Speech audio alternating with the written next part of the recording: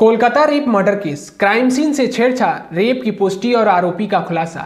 आइए आपको बताते हैं कि 10 दिनों की जांच में सीबीआई को क्या क्या मिला। नमस्कार, मेरा नाम है सिद्धार्थ यादव और स्वागत है आपका मेरे चैनल पर। आइए आपको बताते हैं। कोलकाता के आरजीकर मेडिकल कॉलेज और अस्पताल में जूनियर डॉक्टर का रेप और हत्या किए जाने के मामले में गुरुवार को सुप्रीम कोर्ट ने सुनवाई की।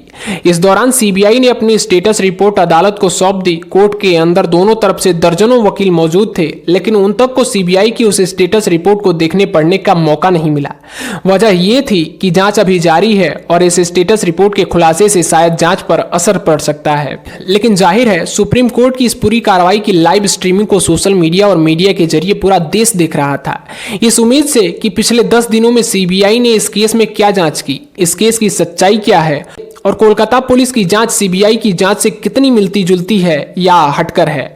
लेकिन चूंकि स्टेटस रिपोर्ट बेहद गोपनीय थी, इसलिए इन सवालों के जवाब सामने नहीं आ पाए। तो सीबीआई सूत्रों से मिली जानकारी के मुताबिक आरजेकर अस्पताल की जूनियर डॉक्टर के साथ गैंगरेप नहीं हुआ था, बल्कि ये एक रेप था। और ये रेप के बाद जूनियर डॉक्टर का कत्ल करने वाला एक अकेला संजय रॉय था। वही संजय रॉय जिसे 9 अगस्त को ही कोलकाता पुलिस ने गिरफ्तार कर लिया था, और वही संजय रॉय जो फिलहाल सीबीआई की कस्टडी में है। सूत्रों के मुताबिक पहले कोलकाता पुलिस और फिर सीबीआई दोनों ही लाइन ऑफ इन्वेस्टिगेशन मौका वारदात यानी उस सेमिनार हॉल को लेकर एक ही जैसी थी। दरअसल सेमिनार हॉल की तरफ जाने वाले सीसीटीवी फुटेज में सिर्फ एक ही संदिग्ध नजर आया और वो संजय रॉय ही था। इसके अलावा रात 3 से लेकर सुबह 5:30 बजे तक सेमिनार हॉल की तरफ जाता कोई संदिग्ध मिला ही नहीं। जो कुछ लोग कैमरे में वहां से गुजरते दिखाई भी दिए, उनमें से ज्यादातर लोग 3 से 5 मिनट में अपने अपने वार्ड या अपने अपने काम में जुटे नजर आए, जिसका सबूत उन जगहों पर लगे सीसीटीवी कैमरों ने दिया। यानी अकेला संजय रॉय था जो 40 मिनट से ज्यादा सेमिनार हॉल में रहा। सेमिनार हॉल से बरामद ब्लूटूथ नेकबैंड और उसका कनेक्शन संजय रॉय के मोबाइल से होना भी इस केस में एक अहम सबूत बन गया था। सूत्रों के मुताबिक संजय रॉय ने 9 अगस्त को ही कोलकाता पुलिस के सामने अपना जुर्म कबूल कर लिया था। इसके बाद 14 अगस्त को जब वो सीबीआई हिरासत में गया, तब भी उसने न सिर्फ अपना जुर्म कबूला, बल्कि घटना वाली रात और सुबह की पूरी कहानी बयां कर दी थी। लेकिन आरोपी के इकबालिया बयान के बावजूद पहले कोलकाता पुलिस और फिर सीबीआई ठोस सबूतों की तलाश में थी, और ये तलाश खत्म हुई फॉरेंसिक रिपोर्ट पर। सूत्रों के मुताबिक central forensic science lab Kolkata ने सीबीआई को अपनी रिपोर्ट सौंप दी है। इस रिपोर्ट का इसलिए इंतजार था क्योंकि इससे यह पता चलना था कि केस रेप का है या गैंग रेप का, और फॉरेंसिक रिपोर्ट ने इसका जवाब दे दिया है। सीबीआई को मिली फॉरेंसिक रिपोर्ट के मुताबिक पीड़ित और आरोपी यानी संजय रॉय के डीएनए प्रोफाइल मैच कर गए। इतना ही नहीं, फॉरेंसिक जांच में पीड़ित के प्राइवेट अंगों से संजय रॉय के अलावा किसी और का डीएनए प्रोफाइल नहीं मिला। इसका मतलब ये हुआ कि पीड़ित के साथ रेप हुआ था, गैंगरेप नहीं। यानी रेप के मामले में कम से कम अकेला संजय रॉय ही शामिल था, और इसी रेप के दौरान संजय रॉय ने ही जूनियर डॉक्टर का कत्ल किया। यानी सीबीआई की रिपोर्ट हूबहू वही है जो कोलकाता पुलिस की शुरुआती 4 दिनों की तफ्तीश में सामने आई थी। कुछ सवालों के जवाब मिलना अभी भी बाकी है। अब सवाल यह है कि सीबीआई ने अब तक की अपनी इस जांच का खुलासा क्यों नहीं किया। तो सूत्रों के मुताबिक इस केस में कई ऐसे पहलू अब भी बाकी हैं जिनकी जांच जारी है।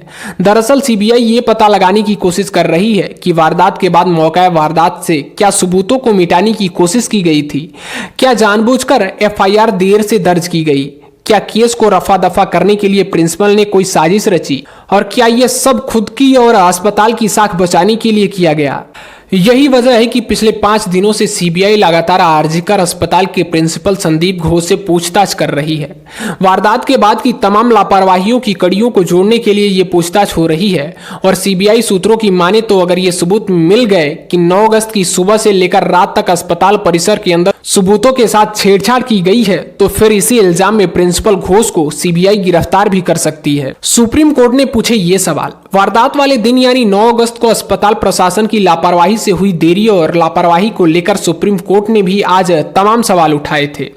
कोर्ट बार बार ये पूछ रहा था कि घटना वाले दिन कब डीडी एंट्री हुई, कब केस डायरी दर्ज हुई, कब एफआईआर लिखी गई, पोस्टमार्टम कितने बजे हुआ, लाश घर वालों को कब सौंपी गई, अंतिम संस्कार कब हुआ, पंचनामा कितने बजे किया गया। सुनवाई के दौरान चीफ जस्टिस डीवाई चूड़ा ने कहा कि डीडी एंट्री सुबह 10:10 पर दर्ज की गई, जबकि एफआईआर रात 11:30 बजे लिखी गई। ये बात परेशान करने वाली है इसके साथ ही जस्टिस पारदीवाला ने पश्चिम बंगाल सरकार के वकील कपिल सिब्बल से पूछा कि जब आप बॉडी को पोस्टमार्टम के लिए लेकर गए तो ये मामला अननेचुरल डेथ का था या नहीं। अगर ये अननेचुरल डेथ का नहीं था तो फिर पोस्टमार्टम की क्या जरूरत थी। उन्होंने कहा कि आप ये बताइए कि एफआईआर से पहले आपने पुलिस की डायरी में ये कब मेंशन किया कि ये अननेचुरल डेथ थी। जस्टिस पारदीवाला ने कहा कि अननेचुरल डेथ रात 11:30 बजे और एफआईआर रात 11:45 पर दर्ज की गई। क्या यह तथ्य सही है? इस पर पश्चिम बंगाल सरकार के वकील कपिल सिब्बल ने कहा कि पोस्टमार्टम शाम 6 से 7 बजे के बीच में हुआ और अननेचुरल डेथ दोपहर 1:45 पर दर्ज की गई। इस पर सुप्रीम कोर्ट ने कहा कि हम दोनों रिपोर्ट्स को कैसे मिला सकते हैं। अननेचुरल डेथ के रजिस्ट्रेशन से पहले पोस्टमार्टम होता है, ये आश्चर्यजनक है।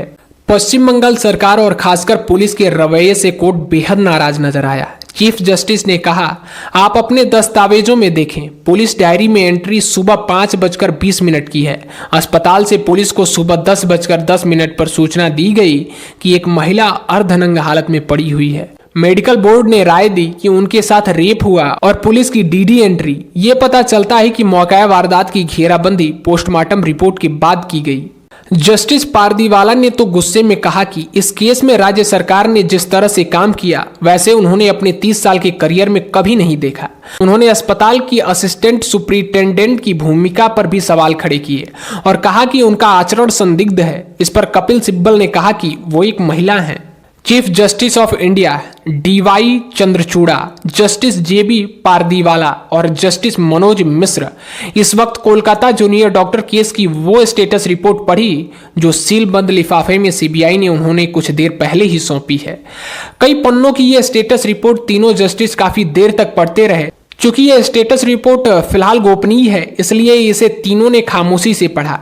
यही वो रिपोर्ट थी जिसमें कोलकाता की जूनियर डॉक्टर के कत्ल और रेप या गैंगरेप का शुरुआती सच लिखा था। इस रिपोर्ट में सीबीआई ने अब तक अपनी जांच की पूरी रिपोर्ट लिखी थी। कोर्ट की कार्रवाई खत्म होने से पहले सरकार की तरफ से पैरवी कर रहे सॉलिसिटर जनरल तुषार मेहता ने बाकायदा कोर्ट से अपील की कि इस स्टेटस रिपोर्ट को वापस लिफाफे में सील कर कोर्ट अपनी कस्टडी में रख ले। तो ये रही अभी तक मिली जानकारी के मुताबिक सीबीआई की 10 दिनों की जांच की रिपोर्ट। इस केस से जुड़ी हर एक छोटी से छोटी जानकारी हम आपके लिए लाएंगे और अगली वीडियो में उस आरजेकर मेडिकल कॉलेज व हॉस्पिटल के प्रिंसिपल की पूरी कहानी हम आपके लिए लाएंगे। खैर, आप क्या कहना चाहेंगे इस पूरे मामले के बारे में? कमेंट बॉक्स आपके लिए खुला है, आप अपनी राय कमेंट में लिख के जरूर जाइएगा। शुक्रिया पूरी वीडियो देखने के लिए। मिलते हैं अगली वीडियो में, तब तक आप अपना और अपने परिवारजनों का बेहद ख्याल रखें। राधे राधे, जय हिंद।